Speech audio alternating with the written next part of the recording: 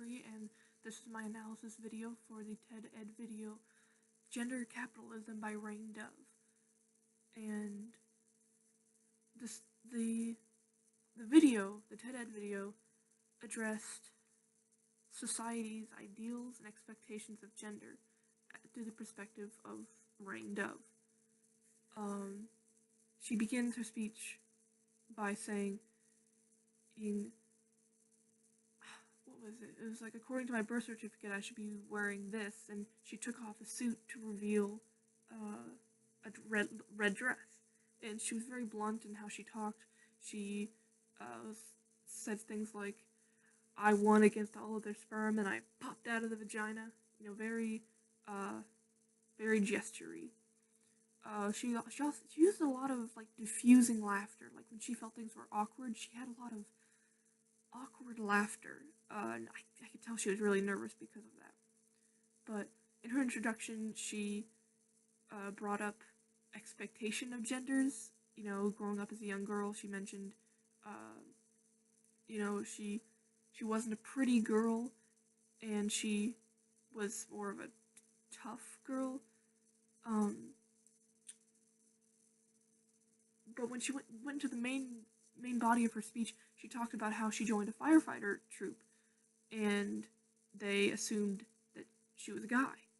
And Rain Dove noticed that they judged women by how attractive they were, so she hid as a male with them for, 11 months? A lot. And she went on about this for a while, her experience, existing as sort of a man to them.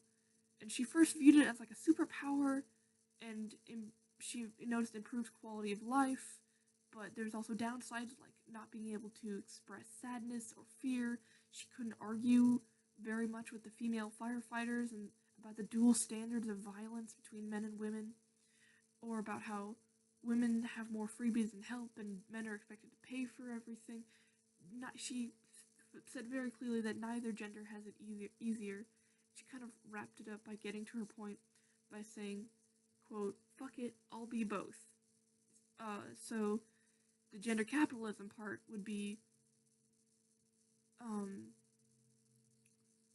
wherever it's more convenient or more beneficial to her, she would be either male or female. And her example was, if I was on the Titanic, if I was working there, I would be a male deckhand, and I would be paid 3 times more than the highest paid position female worker there. But as soon as the Titanic was about to sink, present herself as a woman.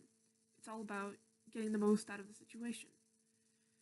And she kind of made the point of, you need to ignore the limits of genders and expectations, and if you see something, say something when it comes to others and them, and letting limitations of genders get in the way. But for her delivery of the speech, I would say it wasn't the best. She was very nervous the whole time. Her microphone wasn't quite set up right. You could hear a lot of fuzzy sounds as she breathed really heavily into her mic at times. She made a lot of awkwardly casual comments. Like, at one point she smelled her own armpit, and she's like, "Oh, there's a clicker, that's nice." Like, she had a lot of memes. They weren't really relevant, or necessary.